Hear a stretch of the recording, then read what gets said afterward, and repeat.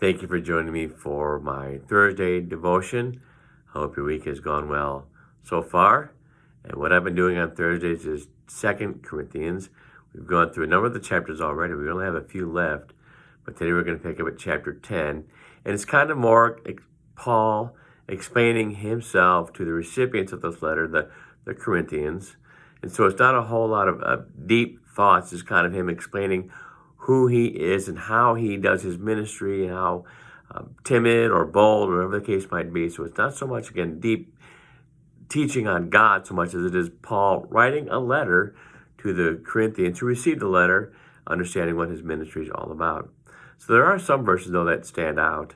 I want to point out, first off, verse 3 of, again, 2 Corinthians chapter 10 says, "For though we live in the world, we do not wage war as the world does." Now, war, I'm not so sure means the same thing. We think of war like nation against nation, but he talks about waging war here, maybe more like a personal war, like a Christian against an unbelief, or a Christian against temptation, or a Christian against Satan. The world won't wage war like that. But our enemies, God's enemies, the enemies of God's people, are spiritual enemies. And so while we do wage war, it's not against a land or a nation or a people, but against the true enemies, the spiritual enemies of God. So we don't wage war like the world does, and we understand that that's how it just is in the church. Also, verse 4, "The weapons we fight with are not the weapons of the world. On the contrary, they have divine power to demolish strongholds." Okay? Again, the weapons we use are not whatever military weapons are, tanks, planes, whatever. We don't use them. We use God's word. We use our faith. We use the sacraments. We use the power of God to wage war against spiritual enemies. And so while he's making a point that we are at war, it's just a very different kind of war. It's more of a heart war, a faith war, an enemy of God war.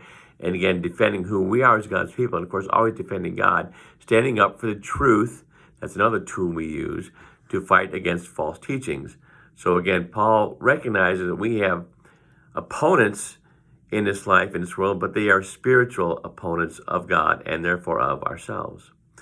And verse 5 says then that we demolish arguments and every pretension that sets itself up against the knowledge of God, and we take captive every thought to make it obedient to Christ. So again, he's talking warlike, that you capture the enemies, you stop the enemies, you stop them in the tracks, so they no longer have their way against what you want them to be fighting against, which would be yourselves, or against who they choose to side with them.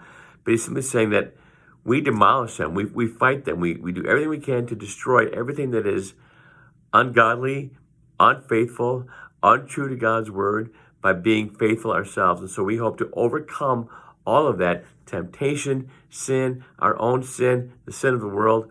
We are at war with them. And Paul's making that point very clear, that recognize that. Don't just kind of, fluff them up. We are truly at war with the enemies of God because we are with God and God lives within us. So we give thanks that while, again, it's not like a worldly war, not worldly instruments or worldly weapons, we belong to God and we use the weapons of God. Our faith, our trust, our confidence, God's word, Christ's work, all that God has in store for us. And I'm going to look at one more passage that's in verse 17. This is actually a quote from the Old Testament from Jeremiah. He says, "But let him who boasts boast in the Lord." That's just a point well made, that Christians should never be arrogant, boastful, proud, better than. But if there's any reason for bragging, which is questionable, it is to be in who God is. I'm a child of God.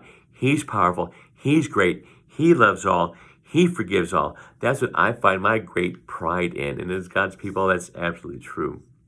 So I invite you to read all of 2 Corinthians chapter 10. It's not real long. It's only 18 verses. I think you might enjoy it.